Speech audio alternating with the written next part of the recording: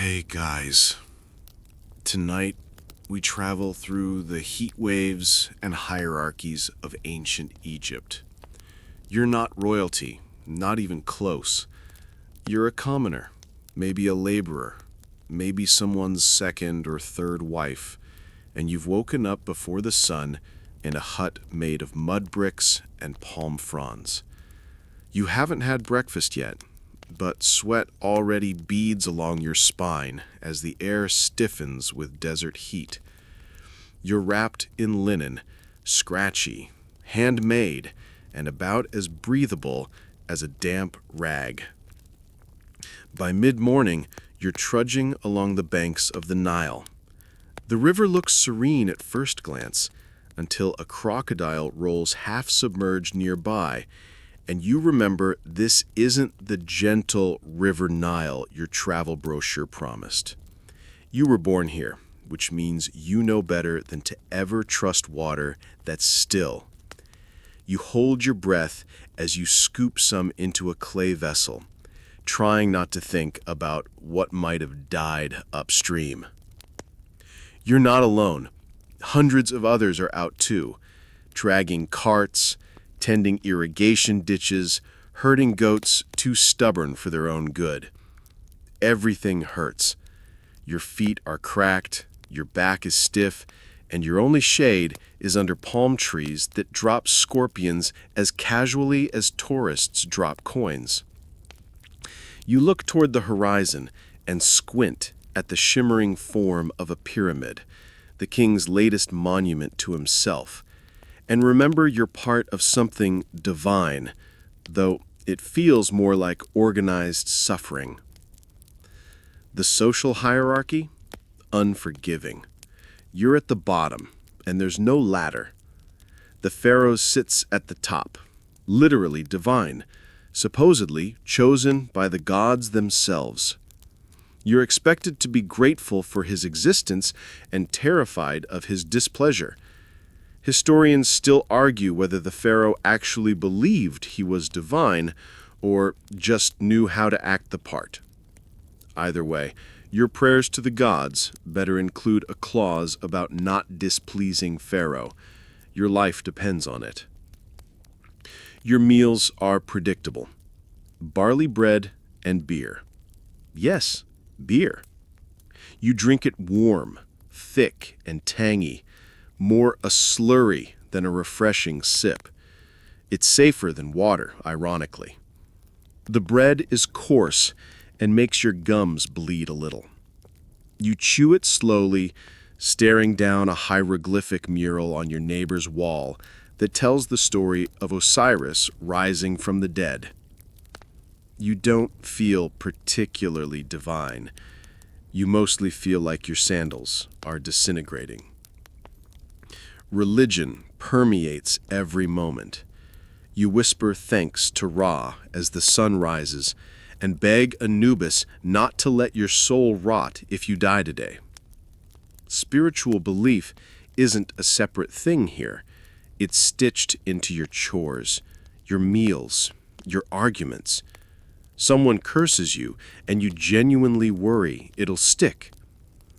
You hear temple chants drifting through the air, carried on the same hot breeze that carries sand into your nostrils. You sneeze, and someone crosses themselves in response. It's that kind of world. There's one moment of relief. Nightfall.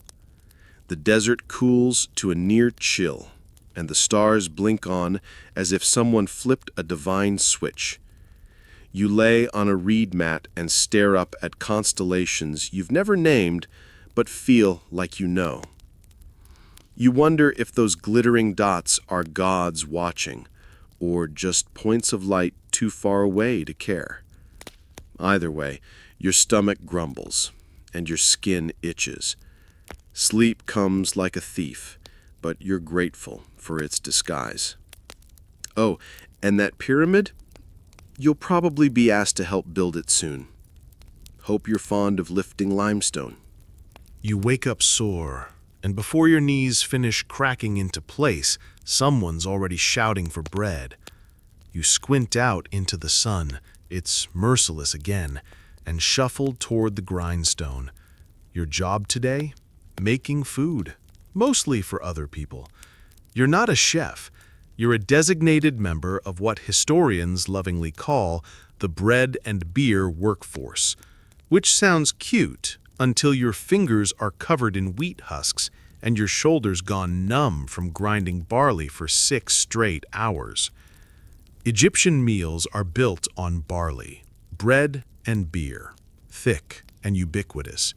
You scoop handfuls into a basin, mash it with a pestle, and realize you've become a human food processor. The smell is equal parts yeasty bliss and rank sweat. A child runs by barefoot, yells about needing more yeast, and you silently curse the entire baking process. You're not even baking yet.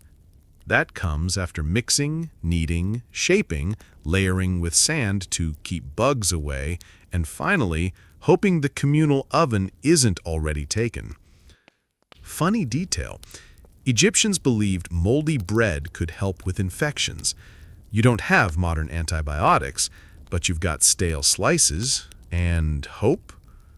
Historians still debate whether this early form of penicillin bread was intentional medicine or just really bad baking. But your work doesn't stop at bread. Beer must be brewed, and it's not a craft IPA. It's chunky, warm, and fermented in clay pots that make your arms ache every time you lift them. The scent lingers in your hair like a mistake you can't wash out. You think about tossing it all and running off to become a temple singer, but those gigs require beauty, voice, and the privilege of not smelling like wet grain. Your hands blister from constant friction, grindstone, kneading, pot scrubbing. You use olive oil to soothe the pain, and yes, sometimes crocodile dung. You've heard rumors that it's good for burns. The sun sings on your skin like a vengeful god, and someone in the distance chants praise to Ra. You chant with them, mostly because it helps keep you from screaming. Lunch is the same as breakfast. A chunk of bread, a gulp of beer, maybe a date if you're lucky. You eat squatting on a patch of dusty ground, watching flies negotiate with each other over who gets your last smear of honey. You remember that the pharaoh dines on meats and fruits imported from far-off lands, and wonder if he even knows what barley smells like. Later, you're asked to help with food preparation for temple offerings. You sigh and carry baskets full of dates, figs, and fish, none of which you'll ever eat. These go straight to the gods. Well, to their priests anyway. You mutter under your breath and hope no one hears. Blasphemy isn't a good look. In the evening, you trade your chores for gossip. Someone claims the pharaoh's court has a new favorite dancer who sings in 5 languages. Another whispers that she's actually from Nubia and her skin glows like polished obsidian. You're enthralled.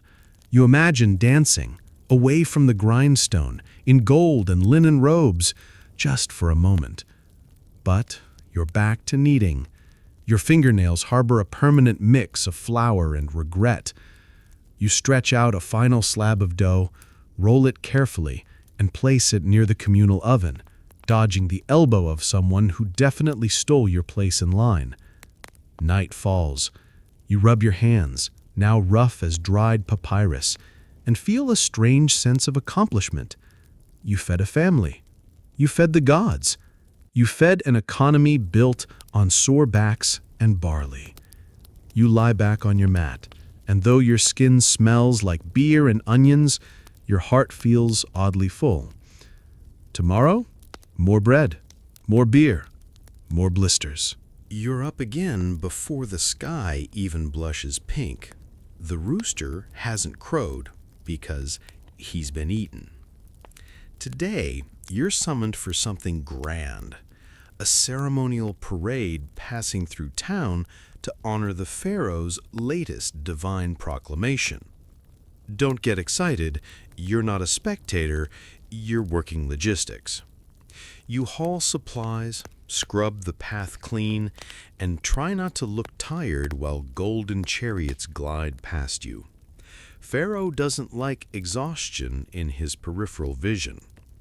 The pharaoh himself, untouchable. You catch a glimpse of his parade sedan, his face cloaked in shadow beneath a glittering headdress that looks heavier than your weekly water haul. He's not just a ruler, he's a living god. That's the official story. You bow your head and murmur a prayer to Horus, hoping the divine optics work in your favor. Historians still argue whether the pharaohs actually believed they were gods or simply played the part so well no one dared question it. This particular pharaoh, let's pretend it's Ramses II, is rumored to have fathered over 100 children and commissioned monuments big enough to dwarf mountains. You shuffle past a wall etched with his victories, some real, many exaggerated. Propaganda is alive and well, carved in stone. You consider how exhausting it must be to be worshipped. Then you remember, exhausting is your job. You're briefly redirected to the palace precinct, an area bustling with officials, scribes, and a suspicious number of cats. They glare like judges from another realm. One climbs onto a papyrus scroll and refuses to move. You chuckle. Cats here are sacred, beloved, protected, pampered. You wish someone felt that way about you. Inside the palace, corridors glisten with imported stone tiles. You're not allowed to touch anything, obviously, but you sneak a glance at golden statues, incense burners shaped like lotuses, and a bowl of figs so fresh they almost wink at you. You drool a little. Then your supervisor claps and points. You're on latrine duty. Royal guests arrive soon, and the pharaoh's divine digestion must not be interrupted by filthy facilities. Meanwhile, temple priests scurry past in robes so white they hurt your eyes. They're organizing a ritual offering to thank the pharaoh for his godlike leadership. You help arrange baskets of fragrant myrrh and rare spices while a high priest mutters something about spiritual alignment. You accidentally knock over a small ceramic bowl and spend the next 10 minutes praying the gods weren't listening. By mid-afternoon, the sun fries everything in sight. You steal a moment in the shadow of a palm and sip warm beer from a flask made of animal skin. It's bitter and comforting. A fellow worker slumps down beside you and whispers that the pharaoh has commissioned yet another temple. You laugh. The gods must love architecture. You end the day sweeping rose petals off a stone path where the pharaoh's chariot once rolled. Your feet hum with pain. A mosquito lands on your cheek. You slap it, and someone gasps. Apparently, disturbing the peace after a pharaoh's procession is frowned upon. You mumble an apology to the nearest statue. As night falls, you stare up at the stars and wonder what it's like to be worshipped. Then you remember how many people are buried beneath pyramids with no names carved on their tombs. You fall asleep murmuring blessings, half genuine, half out of habit. You dream of cats that purr divine secrets and a pharaoh who finally decides to sleep in. Night didn't last long.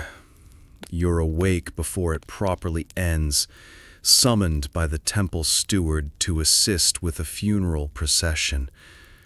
Not your funeral, though by the smell of things, that might be negotiable. A local official has passed, and you're drafted into burial prep. The body has already been washed and wrapped, but you get the joy of hauling supplies to the tomb site.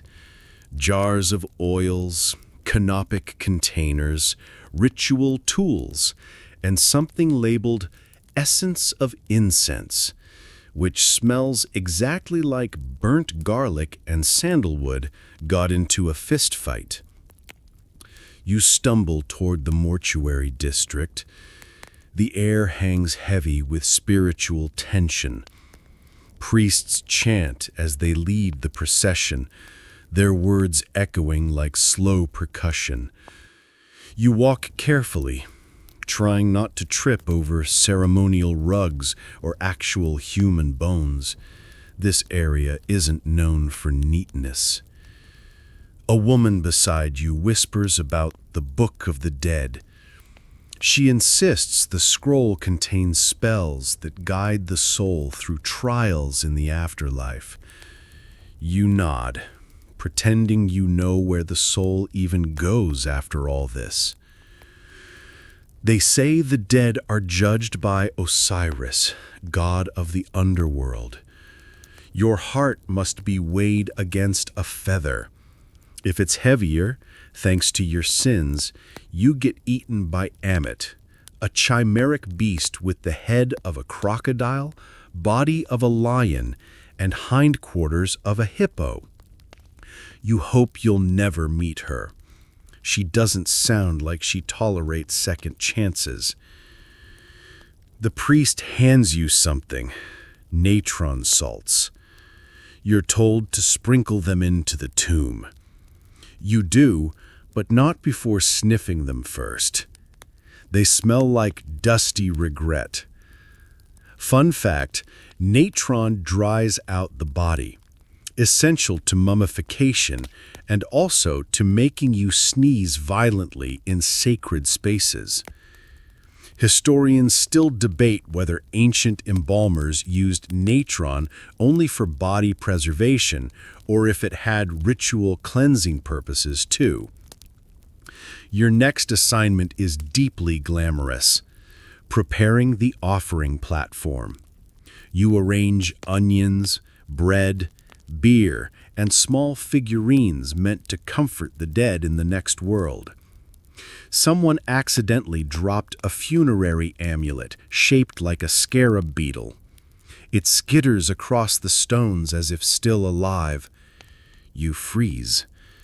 The priest picks it up, kisses it, and whispers something about divine protection. You consider hiding in a grain silo. Then comes the sobering part: tomb sealing. The priest chants louder, the crowd hums in low harmony. You help fit the stone slabs into place. Sweat pours down your spine as the burial chamber darkens. You wonder what the dead think, lying there with a chest full of charms and a scroll of cosmic travel tips. As you turn to leave, someone hands you a satchel full of cleaning supplies. Apparently, there's another body arriving tomorrow. Different tomb, same responsibilities. You sigh and shuffle back toward the village, passing mourners deep in grief. You lock eyes with one woman, who whispers about her brother's spirit visiting her in dreams. You nod solemnly, then trip over a turtle. The day ends with ritual cleansing. Not for the body, but for the helpers. You're scrubbed with oil, smudged with incense, and dismissed without so much as a snack. You lie down on your mat, body sore, nose full of funeral spice, and dreams haunted by scarabs, feathers, and hippo monsters with judgmental jaws. You're up again, knees popping, eyes gritty. Today's assignment? Weaving linen. You sigh and stretch your wrists, already aching from yesterday's funeral work. But the real kicker? You're a woman in ancient Egypt, which means your day isn't divided between home life and job, because all of it is your job. The expectation is simple: do everything. You grind grain, weave cloth, clean the house, raise children, fetch water, tend goats, make ointments, nurse sick relatives, and still look somewhat alive when the temple emissary comes by to ask about taxes. You give him a half smile. He asks about your husband. You resist the urge to say, "He's asleep while I age like papyrus." Egyptian women had surprising legal rights for the time. They could own property, sue for divorce, and inherit land. Historians marvel at it. Still, those rights didn't lessen the physical grind. You bleed during childbirth on the same mat you sleep on. And by evening, you're hauling laundry down to the Nile where crocodiles flash their toothy grins. Today, you're weaving. Linen is everything in Egypt. Clothes, mummy wrappings, temple offerings, it all depends on thread spun from flax. You pluck fibers with the same intensity a bored teenager scrolls through memes. The spindle whirs, you hum a hymn to Isis, goddess of magic and motherhood. Her life seems easier. A fringe benefit, weaving gives you gossip time. You sit among other women sharing whispers. Someone claims her cousin's husband saw a cobra spirit in a dream and now refuses to eat garlic. You chuckle. He'll regret that by dinner. The sun scorches through the reed roof. You pause to apply perfume made from myrrh and crushed lotus. It masks the sweat just barely. Odd tidbit. Some women wear scented wax cones on their heads that melt slowly, releasing fragrance all day. You're not rich enough for head cones, so you settle for lotus leaf hair clips that wilt by noon. You finish a tunic for your daughter, stitching with thread so fine you wonder how you ever see it. She runs by, giggling, chasing a chicken with more ambition than she's ever shown during chores. You smile, briefly, and then remember the kitchen firewood needs restocking. Dinner prep begins early. You pit dates, wash lentils, and mash garlic with a stone pestle until your elbows throb. You taste a stew made with goat, leeks, and divine frustration. You serve it on low tables while your family reclines as if royalty. You don't recline. You refill cups and chase away flies. Night comes slowly. Your feet ache. You want sleep, but your youngest is sobbing about a dream featuring giant beetles. You cradle her, hum a lullaby taught by your own mother, and stroke her hair. She fades into sleep. You don't. Your eyes burn, your back spasms, and somewhere a cat knocks over a jar of oil you'll have to clean up tomorrow.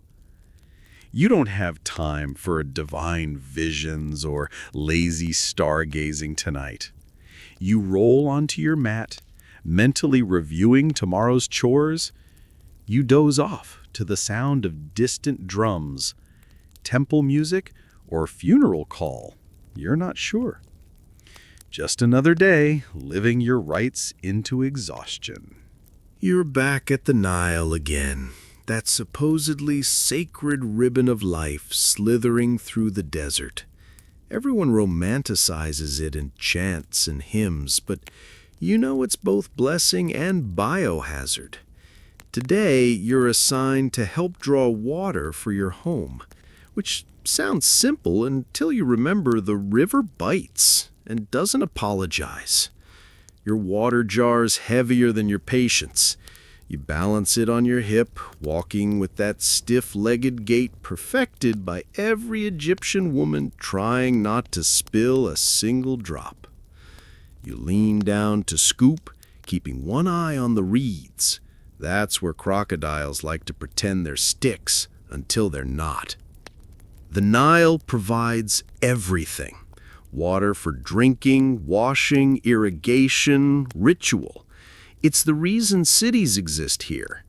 Its annual flood dictates the agricultural calendar, and everyone holds their breath when the banks rise, hoping for abundance, not disaster.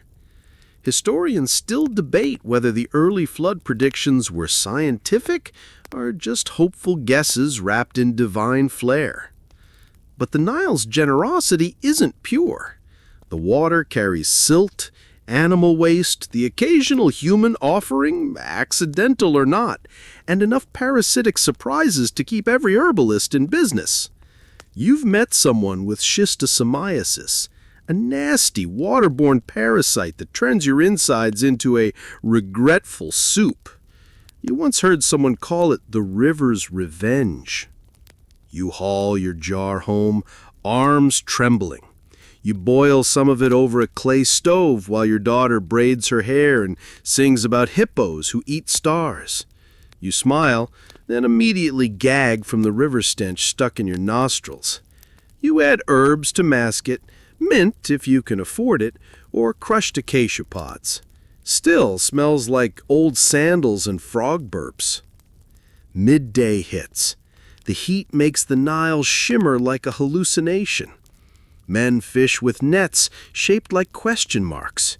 You help clean the catch, scraping scales under a canopy of flies. It's meditative in the way repetitive chores force your mind elsewhere. You hum a song to Sobek, the crocodile god, because flattery might prevent getting chomped. You overhear someone mentioning a temple ceremony downriver. Priests will offer incense and papyrus scrolls to Hapi, the god of the flood. You wonder what Hapi thinks of the latest sewage problem. You've noticed frogs with extra legs and a dog that glows a little under moonlight. Just nature doing its thing, maybe. Later, you're tasked with washing linens in the Nile again. You swat away dragonflies and mutter that there should be a better system by now. There's a fringe belief that dunking clothes during specific moon phases makes them luckier. You have no time for astrology. You have a stubborn stain and zero soap. As twilight rolls in, the Nile turns syrupy, gold. You sit beside it, dipping your toes with caution. You remember stories of sacred river spirits who collect sorrow. You whisper yours out loud, then quickly retract it, just in case. Night wraps around you, and the river murmurs a lullaby in bubbling tones. You know tomorrow you'll be here again, drawing water, dodging fangs, pretending your jar smells like roses instead of swamp. You sigh, cradle your knees, and let the river rock you to sleep. You're lying flat on your back after another relentless day, feet numb, eyes itchy, brain half-baked under a linen wrap. But rest isn't really rest in ancient Egypt. Even sleep feels like a spiritual exam. Tonight, the dream-visiting priestess said your heart needs weighing, as in literally placed on scales against a feather. You blink at the stars and wonder what yours weighs after years of muttered curses and stale bread. This, you quickly remember, is the famous judgment scene in Egyptian belief. A soul stands before Osiris, the god of the dead, flanked by deities with names like Devourer of Souls and Recorder of Regret. The feather of Maat, truth, balance, is laid out. You hope your heart isn't heavy with sarcasm. It definitely has some snack guilt. You stir and get up. Work calls again. Today, you're helping paint tomb reliefs under a master artisan. Not glamorous, but better than hauling bricks. You mix pigments made from crushed minerals, red ochre, malachite, soot. The air tastes chalky. You trace symbols that speak to eternity, ankhs, sun disks, falcons with suspiciously judgmental eyes. The artisan explains that every painting is a roadmap for the soul. One misdrawn symbol, and the dead could end up wandering the underworld lost. You try not to sneeze. It's a high-stakes coloring book. During lunch, a fistful of dates and fermented radish spread, you overhear a priest saying someone's heart exploded during judgment. Likely metaphor. Hopefully? Historians still argue whether heart explosion was a poetic warning or literal belief tied to spiritual collapse. You light incense at a small shrine dedicated to Anubis, the jackal-headed protector of the dead. His ears seem tuned to cosmic secrets. You whisper, "Please keep my heart feather light." A beetle crawls over your sandal. You shiver. Scarabs represent rebirth after all, but you didn't ask for a live demo. At sundown, you're invited to witness a mock judgment ceremony.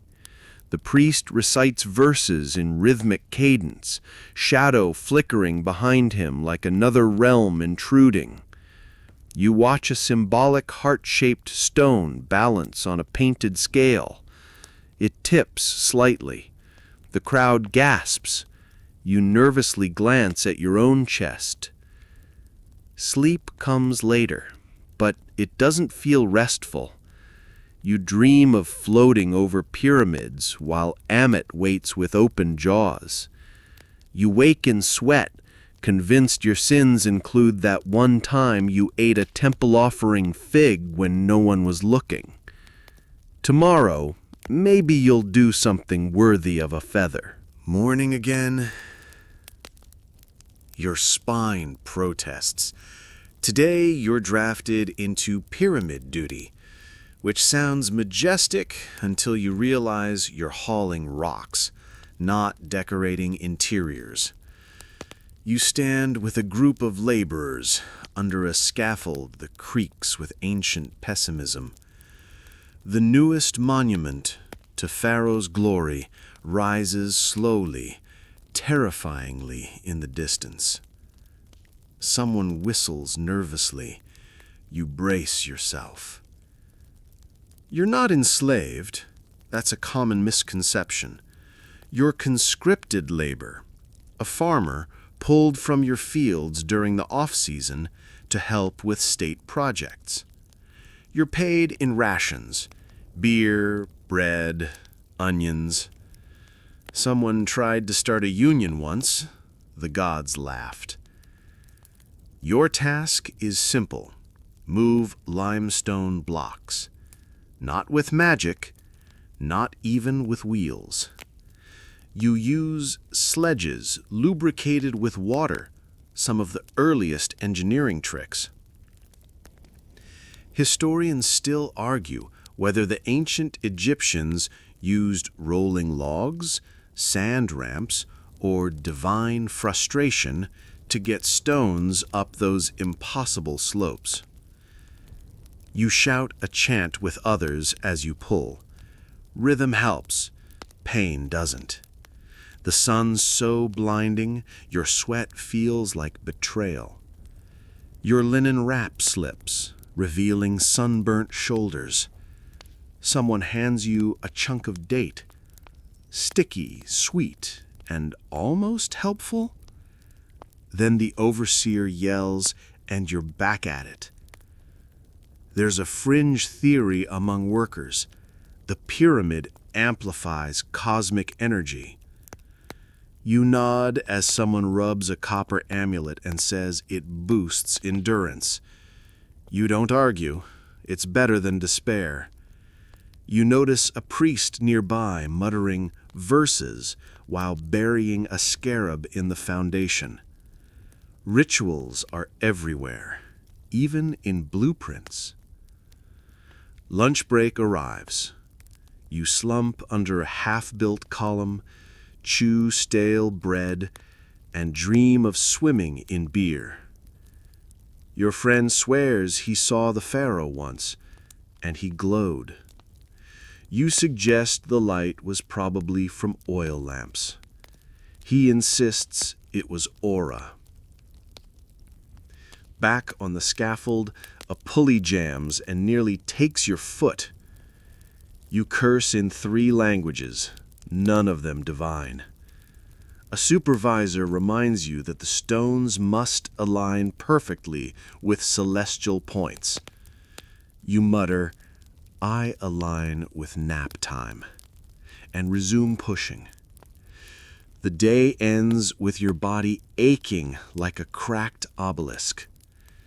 You trace hieroglyphs etched into the stone, wondering if your name will ever matter. You doubt it. Most workers die anonymous, though their blood runs through every sandstone layer. You trudge back to your hut. Your hands shake from fatigue. You dream of feathers, scales, and enormous limestone teeth. Maybe Amit is building pyramids now. Tomorrow, more pulling, more shouting, more bruises. Pharaoh's glory waits. You're no longer dragging stones under Pharaoh's sun. Now you blink into the haze of ancient Teotihuacan, a city that smells like incense, maize, and a bit of mystery. You're disoriented. The streets are unnervingly wide, like ceremonial runways carved by cosmic architects. Your first breath tastes of chalk and burning copal. Welcome to the city of the gods, except no one here calls themselves one. You look around for a leader, a monarch, someone screaming, "I'm in charge!" But nope. Teotihuacan's astonishing silence on kingship baffles everyone. Historians still argue whether this city ever had actual rulers, or if governance came from councils, priests, or mysterious masked bureaucrats with unusually shiny headdresses. Your job today? Observing and surviving. You're nudged toward the Avenue of the Dead, a sweeping stone boulevard that stretches straight past pyramid temples and plazas built for performances you probably wouldn't understand. Locals hurry by, dressed in feathered capes and turquoise beads, their faces painted with glyphs that resemble animals, planets, maybe divine emojis. You're given a mask, not optional. Everyone here wears one during rituals. It's beautifully crafted, obsidian eyes, gold trim, and a stylized jaguar mouth. It hides your identity, or maybe your soul. You adjust the fit and instantly feel more important than you actually are. Someone shouts about a ceremony near the Temple of the Sun. You follow the crowd, climbing steep steps while drums rumble like impatient thunder. The temple's design aligns with the solstice, which you didn't plan for, but now you're spiritually punctual.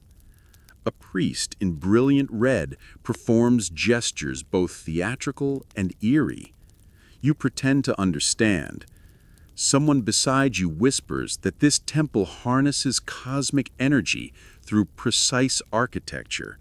You nod, partly impressed, partly hoping your sandals don't melt on the sun-heated stone. A storyteller recounts that Teotihuacan was once home to over 100,000 people, an ancient megacity with advanced urban planning, multi-story apartment complexes, and vibrant marketplaces. You catch sight of vendors selling obsidian blades and chili-drenched tamales. The smell makes your stomach growl and your courage question reality. The political vibe? Still opaque. You overhear locals debating celestial councils and ancestral powers. There's no throne, no central figure, just symbols everywhere. Serpents, stars, and elaborate murals that hint at cosmic diplomacy. You spot one painting showing a giant bird consuming a village. You ask if it's a myth. The artist winks and walks away. Fun fact: some archaeologists believe the city functioned under a theocratic system, with religious leaders using architecture, rituals, and possibly smell to influence citizens. Aromatic control, Teotihuacan's version of public policy. You stumble into a quiet courtyard filled with sculptures. Jaguars mid-pounce, feathered snakes coiling skyward, human figures staring blankly. You sit among them, mask still warm against your cheek. The city hums, a fusion of volcanic stone, secret chants, and burning maze. As night blankets the city, you follow torch-lit pathways toward your temporary shelter, a communal apartment built centuries ago with volcanic rock and astonishing acoustics. You lie back, letting echoes of drum beats bounce around your skull. Tomorrow, the Temple of the Feathered Serpent awaits. You hear bones lie beneath it, not metaphorical ones. Sleep if you dare. You're summoned at dawn, masked and half asleep, to the base of the Temple of the Feathered Serpent. This one's different, shorter than Teotihuacan's other monuments, but more intricately carved, fiercely expressive. Its walls bristle with stone heads, serpents with open jaws and hypnotic eyes that never blink. You feel watched. Someone whispers that every serpent knows a secret about the stars. You're here to help prepare an offering space, not the spiritual kind, the archaeological kind. You descend into a lower platform, now cleared for ritual observation. The air thickens. Copal smoke clings to your skin like unspoken guilt.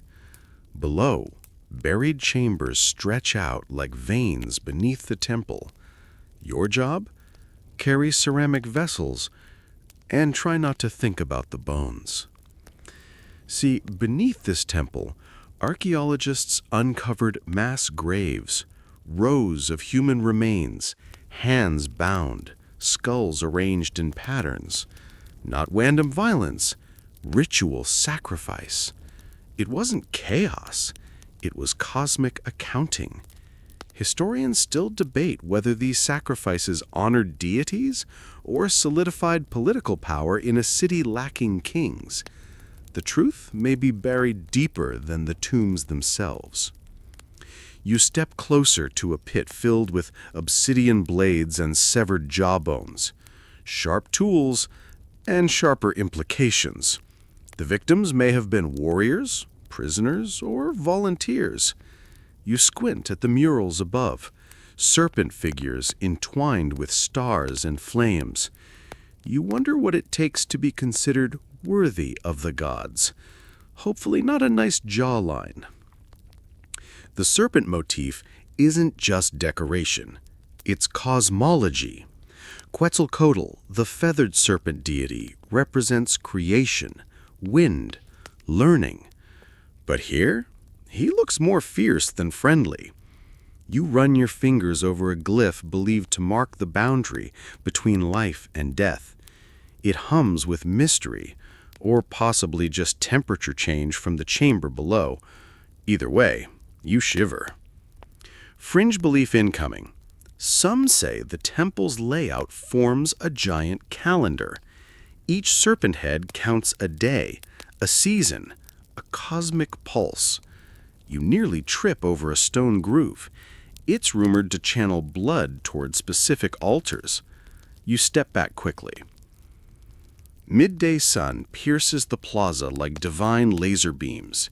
You watch dancers whirl in jaguar pelts, feathers trailing like comet dust. Their movements mimic celestial shifts, graceful, ominous. You realize the rituals aren't reenactments, they're recalibrations. The city breathes through blood and rhythm. You're pulled into crowd duty next, guiding citizens to viewing platforms while keeping the curious away from sacred pits. Someone asks if the bones are real. You smile vaguely. Best let the mystery linger. Night creeps in as incense flares. A final offering is made. A bundle of maize, obsidian, and red powder. You watch the priest bury it, then seal the pit with volcanic stone. You realize you've just witnessed a symbolic reenactment of a sacrifice. Or maybe it wasn't symbolic. Your feet tingle. Your heart flutters. You wonder if your mask hides more than your face. Tomorrow, you walk Teotihuacan's smoky streets, but tonight, the serpents sleep under your thoughts. You're back in Teotihuacan's shadowed avenues, feet brushing volcanic dust, air thick with whispers. Today's quest? Navigate the city's sprawling layout, which sounds like a pleasant stroll until the incense-soaked alley twists you into a ritual maze.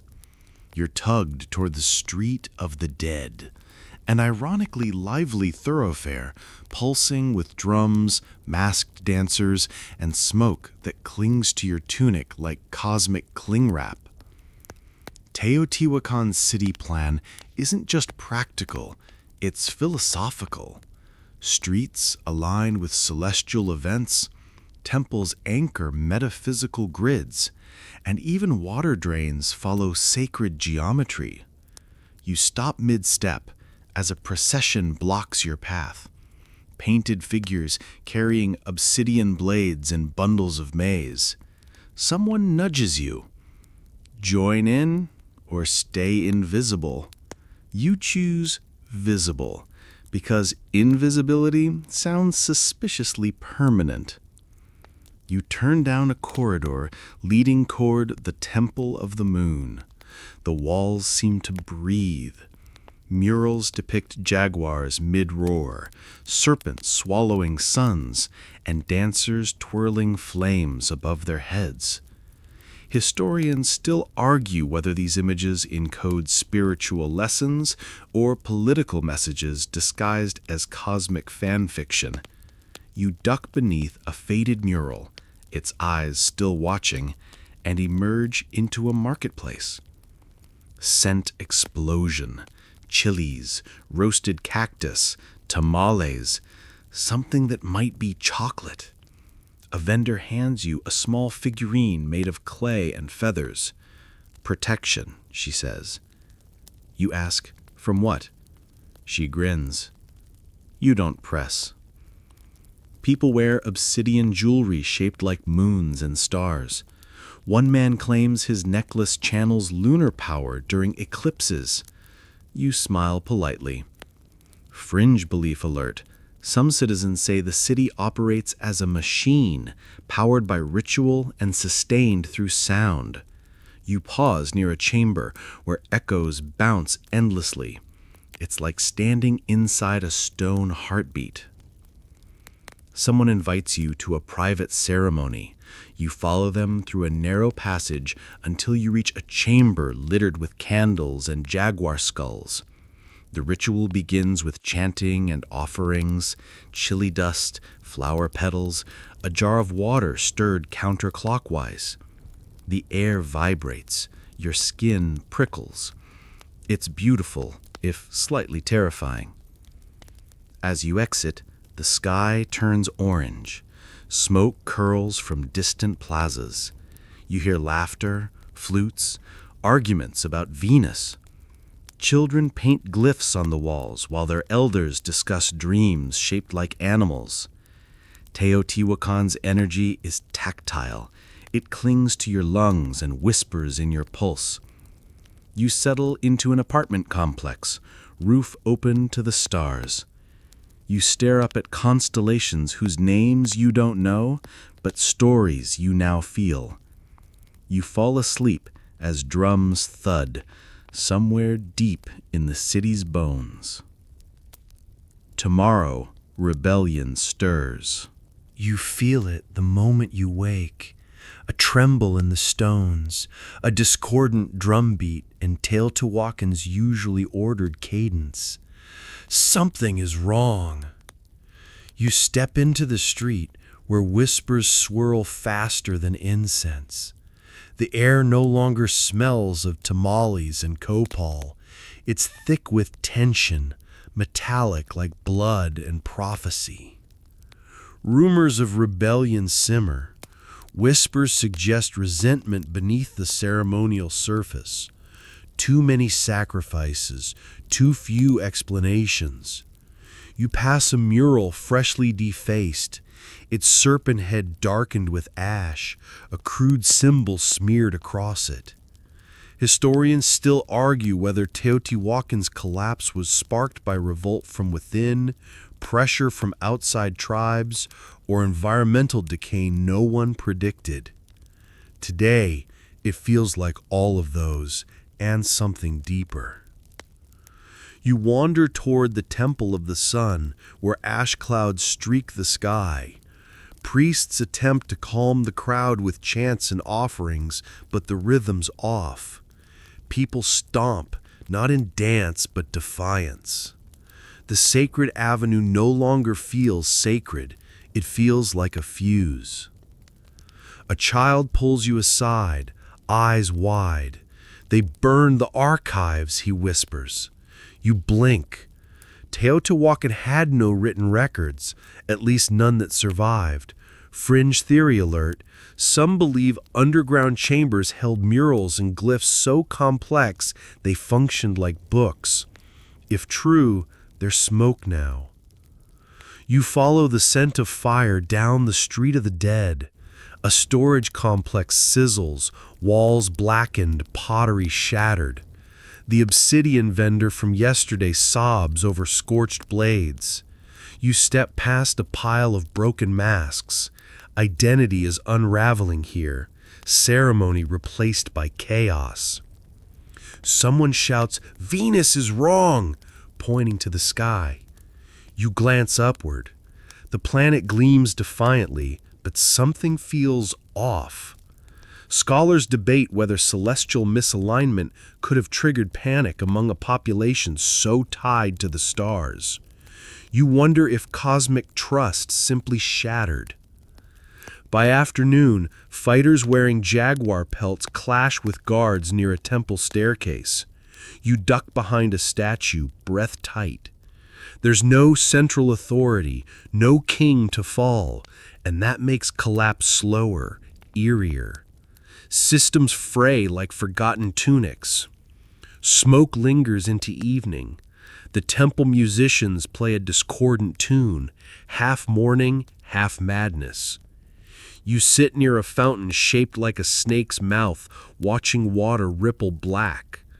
Someone offers you a bean cake and says, "Eat now, tomorrow's uncertain."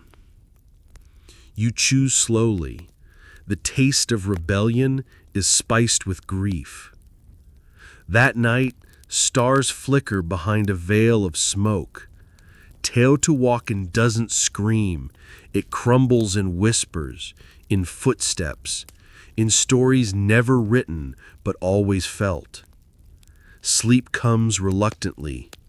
You dream of vanished murals and feathered serpents sobbing in ash. You blink into a haze of noise and steam. Gone are the sacred murals and obsidian masks. Now steel girders and soot-streaked bricks fill your view. You're standing in 1800s Manhattan, and the tallest building nearby wouldn't worry a medium-sized giraffe. You inhale coal dust in ambition. This city is just beginning its vertical obsession. You start your shift, sweeping sidewalks on Broadway. Wagons rattle past, horses sneeze, and paperboys holler about robber barons and magic cures. Skyscrapers haven't arrived yet. You tilt your head upward and see 10, maybe 12 stories at best. Everything above that is still theoretical. You overhear two men arguing. "Buildings will go up forever, mark my words." The other scoffs, till the wind knocks 'em flat. Historians still argue whether early engineers truly believed height had no limits, or just wanted to see how far steel could stretch before common sense screamed. You enter a construction yard, your next assignment. Workers mix concrete with poetic curses. The innovation here is steel frame construction. You watch riveters clamber up beams like squirrels with hammers. It's noisy, dangerous, and thrilling. You strap on your gear and haul bolts to the foreman, who swears his lunch was stolen by a very bold pigeon. Fringe detail. Before elevators, tenants paid more for lower floors. Upper stories were attic-tier inconvenience. Then came Elisha Otis and his safety elevator, a mechanical marvel introduced in 1853 with a public demo involving a staged cable cut and 0 casualties. You stare at the lift and try not to imagine gravity failures. You're assigned to the Woolworth building site. It's going to be neo-Gothic, full of spires and ornamentation that would impress even Ramses II. You carry limestone samples past architects mumbling about vertical cathedrals. You sketch one in the dust with your boot. Tiny spire, big dreams. Meanwhile, the skyline shifts like ambition in motion. You hear about the Flatiron Building, its wedge shape sliced like architectural daring. A man bets it'll collapse in a gust. It doesn't. You admire the stubbornness. Lunch break. You sit on a scaffolding plank, eating a sandwich wrapped in newspaper. The headline? "City reaches the sky." You chuckle. Someone below whistles and a steel beam sails overhead, narrowly missing your hat. You decide not to eat above 10 stories anymore. Evening drapes Manhattan in flickering lamplight. You walk home along cobblestone paths, craning to see newly lit windows dotting the skyline. The empire isn't built in a day, but it's stacking fast. You sleep to the hum of distant rivets and the dream that one day buildings will kiss clouds.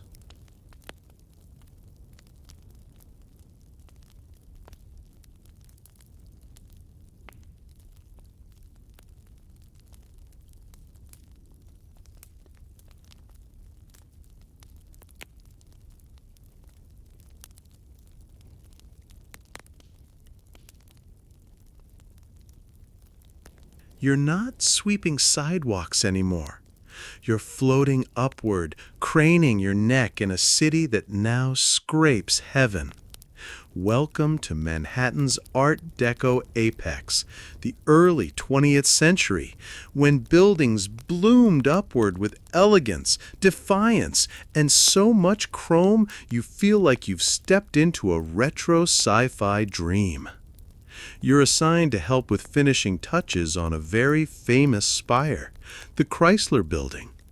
It dazzles like a futuristic tiara, stainless steel gleaming in zigzag bursts beneath a sun that feels like it also got an architectural upgrade. You ride one of the newest elevators, fast, safe, and slightly terrifying. Your ears pop as the numbers climb. Someone hums Gershwin. You just hold the handrail. You reach an observation floor, breath stolen. The view? Jaw-dropping. A river of buildings flows below, like miniature dominoes laid by ambitious hands. You're told that the building went up fast. In fact, developers added a secret spire inside the frame, hoisted it at the last minute just to out-tall their competitors. Historians still debate whether that move was petty genius or just skyscraper one-upmanship. Meanwhile, nearby rises the Empire State Building, your next assignment. You help carry materials into the lobby where marble gleams and elevator doors resemble Art Deco dreams carved by lightning. You hear the word race, as in skyscraper race. There's talk of challenging clouds. You chuckle. These people build with drama.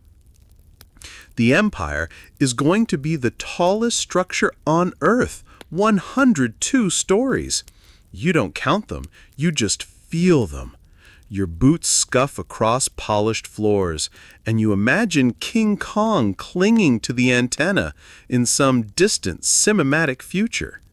A worker passes you with a blueprint and half a sandwich, both equally valuable. Fringe tidbit? During construction, they offered sky-high luncheons where workers could eat atop girders without safety harnesses. You try it once. The sandwich tastes better with vertigo. By night, the city sparkles like a chandelier turned upside down. The skyline, once timid, is now bold. Iconic towers punctuate the darkness. You hear jazz echo from a rooftop lounge. You're not invited, but you pause nearby anyway. Somewhere beneath you, architectural philosophies clash: form versus function, beauty versus efficiency. Someone mutters about international style and glass boxes. You nod, pretending you understand. Minimalism lurks on the horizon, but tonight, curves and arches still reign. You fall asleep in a worker's bunk near the Empire State, lullabied by distant traffic and the hum of Manhattan's vertical heartbeat. Tomorrow, that skyline will change forever. You're awake before the skyline stirs. A cool draft whispers through lower Manhattan, and something feels different. Too still, too heavy. You sip coffee from a corner deli as dawn glazes the towers in soft gold. One World Trade Center still sleeps. You glance upward, its silvery needles scraping a cloud. The city now hums with architectural maturity. Minimalist glass towers, steel and symmetry, less flourish, more presence. You're a maintenance tech today, assigned to routine inspections on a high-rise near Battery Park. The elevator lifts you swiftly above chaos. The skyline sprawls outward, less flamboyant than its Art Deco ancestors, but deeply intentional. Your colleague murmurs about old buildings he misses, the Twin Towers most of all. You nod. Their absence is a felt silence, a gravity in memory. Everyone carries it. Even pigeons seem quieter here. Historians still debate whether the tower's destruction reshaped architectural philosophy or simply deepened our need for resilience. You're invited to the 9/11 Memorial Plaza. You stand beside the reflecting pools where the towers once stood. The names etched into bronze ripple under rain. You touch one softly. It's someone's brother, daughter, first responder, stranger with a story. The mood shifts. One World Trade Center gleams above you, a phoenix formed from glass and grief. Your guide calls it Freedom Tower. You prefer Sky of Healing. The elevators whoosh like affirmations. The lobby smells like stone and memory. Nearby, construction continues. The skyline keeps evolving. New towers rise, coated with sustainability, resilience, and quiet boldness. Fringe belief moment. A few architects claim some buildings are shaped to channel emotional energy. You don't dismiss it.